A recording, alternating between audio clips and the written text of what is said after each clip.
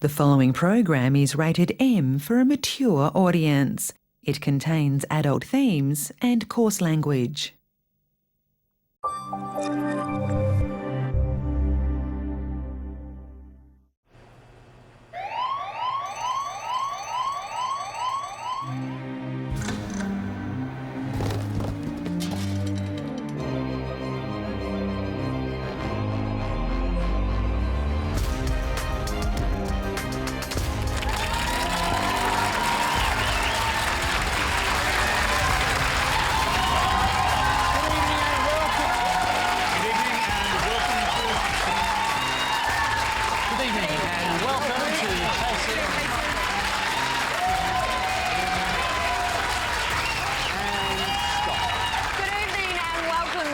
Chaser's 2016 election coverage, and with 4 weeks still to go, only the Chaser has an election desk big enough to seat the number of experts this election requires. And don't worry, this desk isn't wasteful at all. It's made from 100% recycled ABC shops. Although, sadly, during construction, 72 ABC employees did lose their lives. Yes, nothing to do with the desk. They were just very old. But what a relief to finally see a serious election desk in this country. Yes, now if we take a look at the quality of political coverage measured by desk, we can see here that Channel 7 has a paltry 6 metres. Channel 9's a bit more respectable at 8 metres, so that's mostly for Carl to rest his beers on. Yeah, and poor old Sky News just has David Spears and an IKEA desk that he had to assemble himself.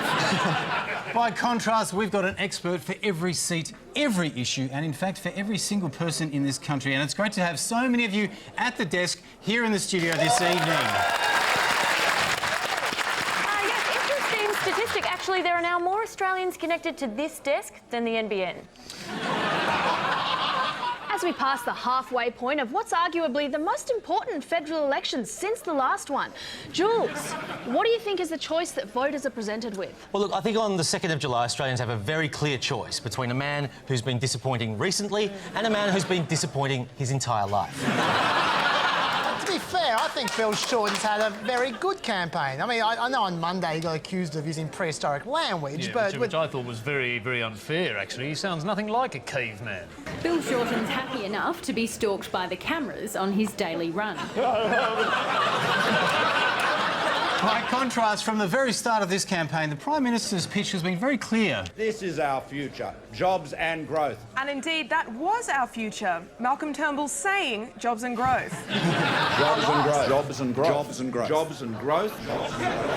Although since then, he's completely reversed his position. Growth and jobs.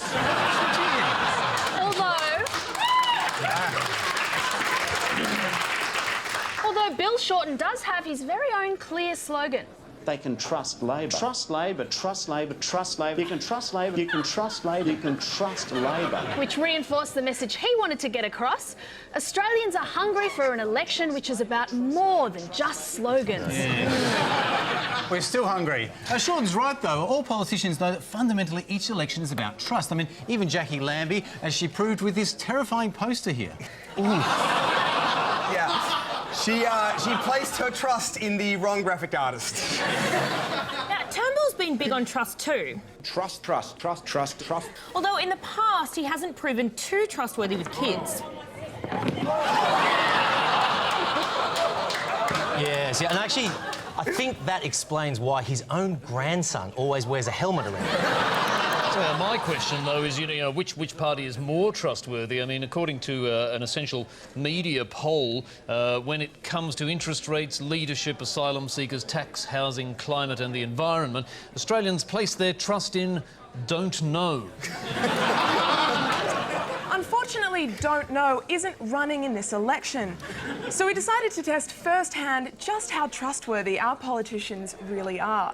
Starting with Greens Senator Larissa Waters. Would she be trusted with the lure of money? I very subtly drop a 50 and... got her! Caught red-handed. Hang on. Can we see the rest of that, please? All right, play the clip.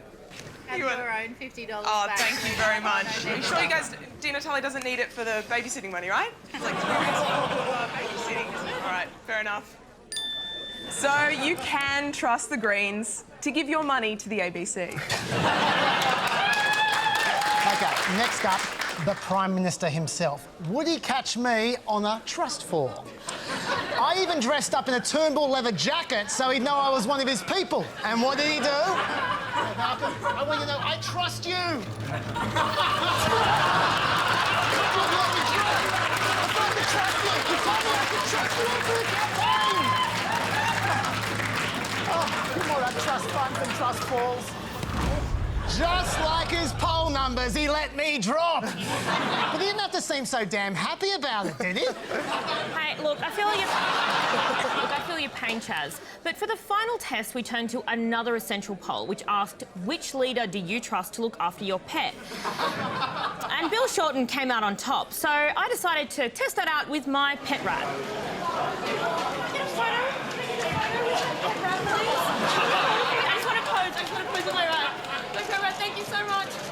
Oh, sorry, can I take a photo? Can you mind it? Thank you. Okay. Just what we wanted. Should we take it out and give it a little cuddle?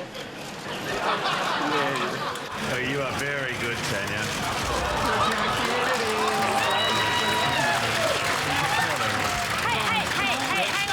Hang on, stop. Did you see Bill Shorten patting the rat then? Can we just, take a look at that in slow motion for a second, please? It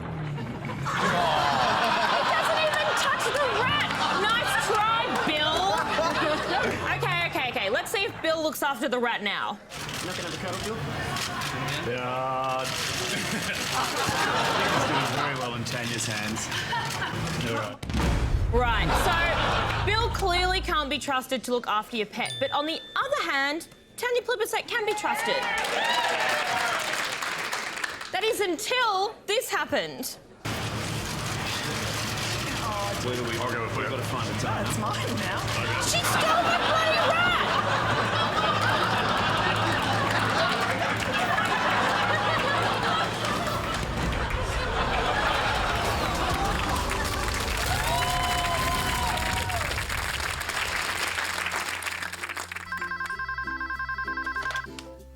Hello? Hello? Colleen, my name's Chris Bowen. I have no idea who you are. I'm the Shadow Treasurer. How are you? Oh, yes, you're the boring one without a chin. Excellent. I'm just ringing to thank you for your very generous donation that you've made to our cause today. What donation? It's very good of you. Oh, was that little spotty prick that came to my door yesterday? I thought he was selling cheaper electricity. Whether it's a small donation or a big one, it's... You took my it's money. Making a... Typical bloody Labour. Fuck off!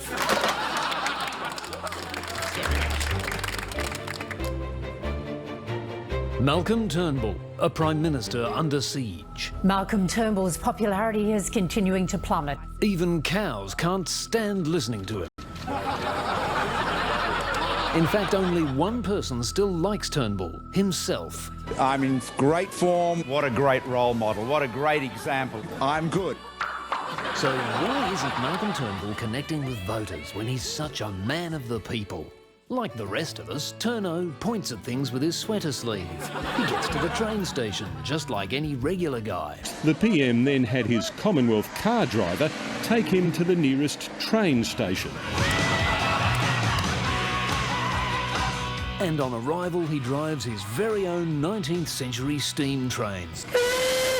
There you go. That is great fun. In fact, Turno's the oldest ever president of the Thomas the Tank Engine fan club. I came into this role as an adult. Easygoing Turno can bond with people on almost any topic. They're all different, aren't they, folks? Yeah, very different. Yeah. You'll never find the same bloke. Even kids love hanging out with him. Sure, Turno bangs on a bit, but Channel 9's graphics team found a way of dealing with that. Both leaders were asked if they do any deals with independents. I'm surprised that you would be, you'd imagine it was possible that we would be doing deals with the Greens or independents. We will govern in our own right. We expect to win this election because... So that's a no. If only Channel 9 used that technique on their other shows. Please welcome your host, Summers! So that's a no. But most importantly, our Prime Minister has a grand vision for what the people of this nation can achieve. Australians can do anything, including selling mattresses into the Chinese market. And isn't that what every Aussie dreams of? So that's a no.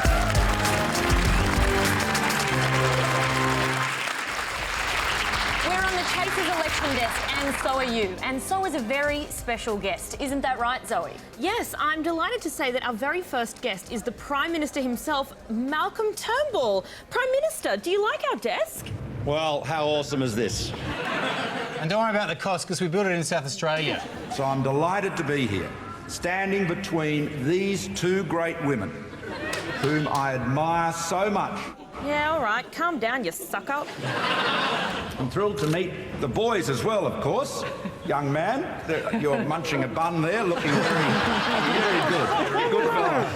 Yeah, enough of your banging on, Turnbull. Let's move on and look at some seats. Let's look at the seat of Indi now. Yes, Indi is held by the independent Cathy McGowan, who last election beat the Liberal Sophie Mirabella, who's running again. Help me, Obi-Wan Kenobi. Sorry, I think we've got a bit of a glitch there. No, that is Sophie Mirabella. Oh, it can't be Mirabella, because that princess says she's got hope. All right, moving on. Can we go to Canberra, please? Can we not? Good point. OK, look, I think time for a closer look at the Labor strategy then. Bill Shorten has been making some pretty unrealistic promises. Just take a look at this one. We're not going to have a boring election. Whoa! That's Shorten's carbon tax moment right there. Yeah, Bill liar. Well, let's fact-check that promise now. The public are bored. Bored? Stolid, dour and dull. Boring, lifeless, dull, tedious. Amazingly boring. We're not going to have a boring election. Well, the Shorten campaign is so dull. I mean, to the point that this week his daughter got so bored she attacked him and then tried to break his neck. Yes, sadly, you can't break the neck of a man who doesn't have a spine. Look, I actually wish that his daughter had got to him before the leaders' debate, because that was the low point. Right. I mean, I agree with the work experience kid from Sky News. Last Sunday... Oh.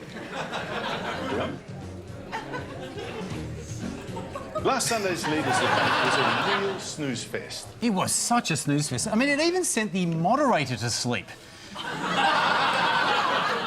To their credit, though, ABC News has been trying to hype up the election, and I've got to say, I don't think they've captured the mood of the nation.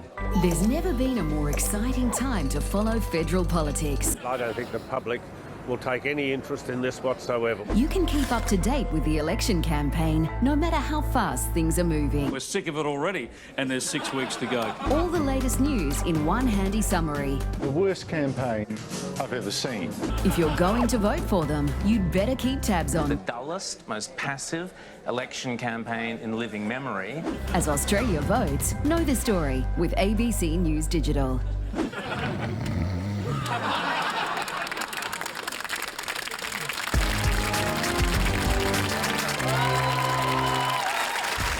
Well, the Hustings haven't been kind to Malcolm, and it got even worse today when he found himself walking around Bronwyn Bishop's garage.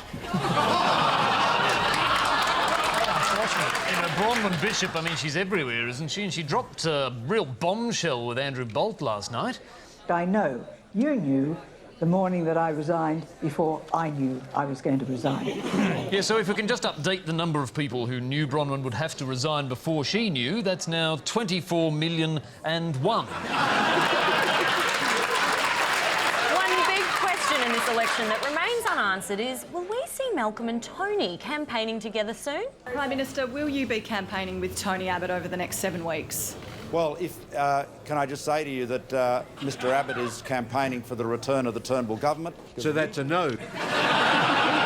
Now, I don't blame Malcolm. Abbott is a terrible campaigner. Even when he's offering you free food, you feel like he's trying to poison you.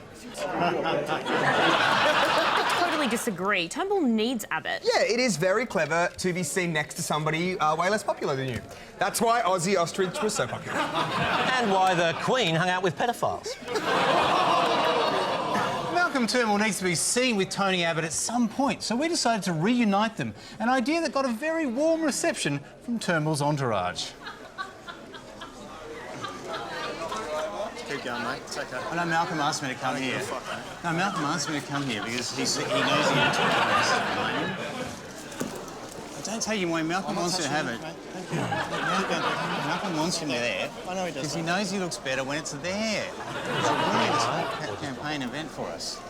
That's a pity, man. I'm sorry. He really wants... If he turns around, he needs to know where his policies come from. You can tell this is not real Tony Abbott. He's just as animated. Love what? Yeah. I think we should do it. Tony's gone this way.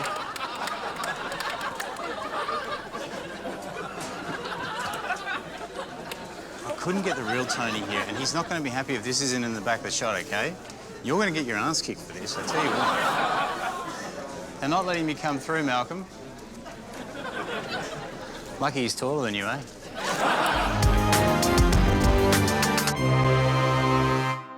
Trying to decide who to vote for? From the makers of ABC's Vote Compass comes the newest way to explore your political views. Hate Compass. Click on the things you hate and we'll tell you who to vote for.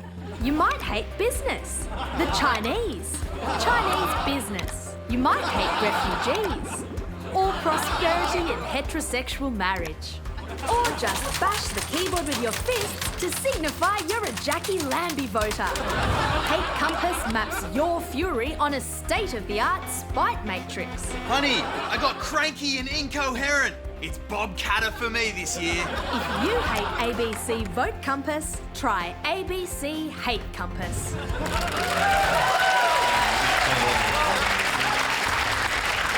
Welcome back. Let's look now at the big sleeper issue of the election, superannuation. It certainly sends me to sleep.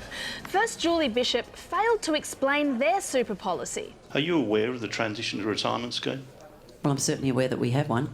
So, she has a policy but doesn't know what it is. Now, if I was Julie Bishop, I'd be taking a long, hard look at myself. Oh, God, I wouldn't do that if I was Julie Bishop.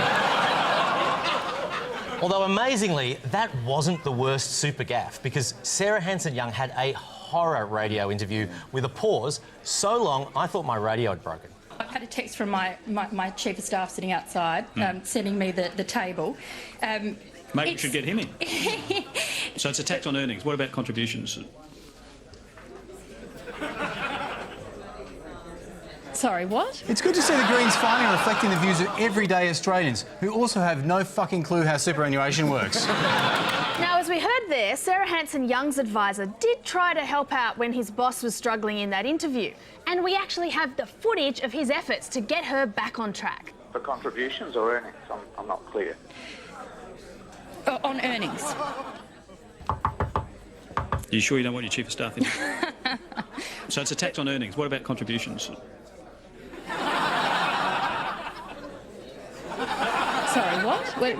This is on the concessional tax rate would only apply to net contributions. So it is the amount. So it's contributions, not earnings. It is the amount of contributions that you are putting into superannuation. Okay. It is the tax on that. Okay, so that's not earnings. You said earnings. Oh, sorry. So this is money going in. That's my understanding. Okay, and what about money coming out? Your earnings. I don't have that information.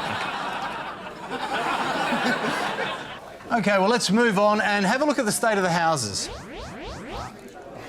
No, I think that's David Feeney's houses. 3 of which he actually remembered to declare. Yeah, so this Northcote one there, that's his negatively geared house, and that is his negatively geared approval rating.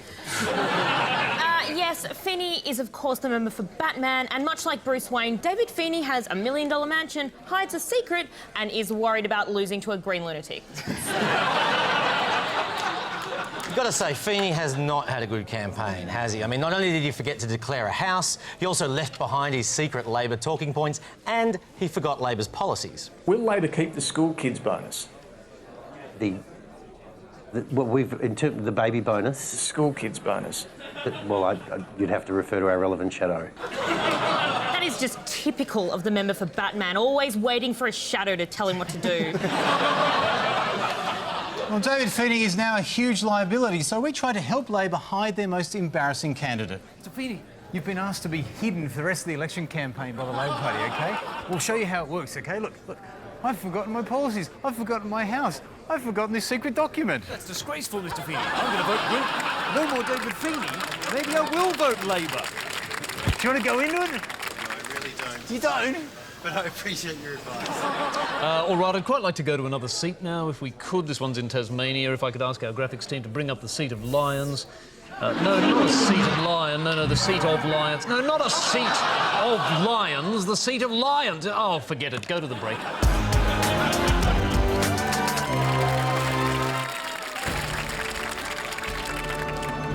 Chris Ullman and Greg Jennett are two people.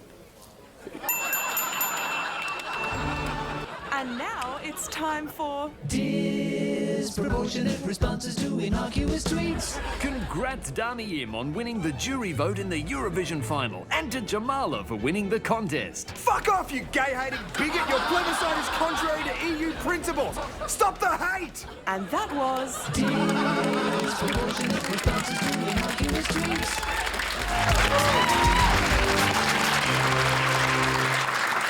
Now, before we go tonight, we're going to take a little look under the desk. Election time, of course, means it's time to wheel out the election experts. Oh, we all rely on experts to analyse those big issues, don't we? Those big policies that affect our long-term future.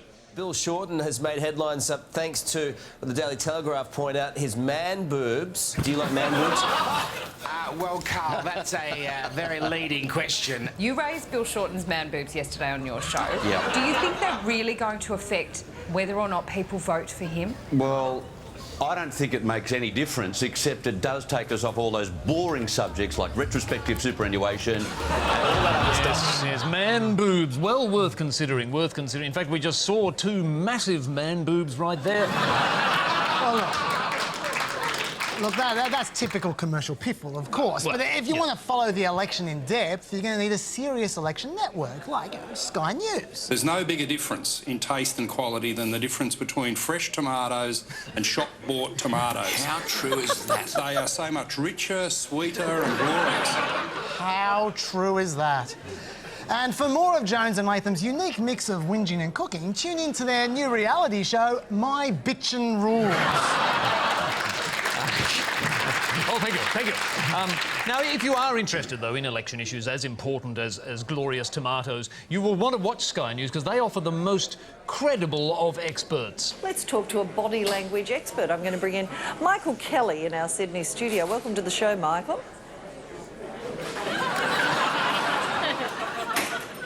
Good to be with you. I think Michael's there. Oh, there you are, Michael. Good to hear from you. And look, Michael, I'm going to start off. I'm going to play you a clip of the Prime Minister. I want a critique on him, and then we'll play Bill Shorten, and we'll find out from you what to watch for tonight. Well, he's certainly not a camera location expert. Yes, no, he's not, is he? But, oh, sorry. You know, it's not just ring-ins, though. Some of these experts are real, actual politicians who've been in the job and can lend the wisdom of their own experience. Bob, what would you be advising Bill Shorten to be wary of as he debates Malcolm Turnbull but also faces those swinging voters? I think both of them would be well advised to guard against saying a single standout stupid thing. So that's what Shorten had in his notes at the leaders' debate the other night. When Mr Turnbull... Yes, if only somebody had told Bob Carr that before he went on the drum. Look, at least he only said a single stupid thing. I mean, some politicians say hundreds, like, for instance, Senator Cash and MP Jason Clare on Sunrise every week. Yeah, but I can forgive those guys, though, because their graphics are just awesome, aren't they? Oh, yeah, no, they are good. They actually... You guys should check out the title sequence. In this age of constant terror threats, they've really nailed the tone.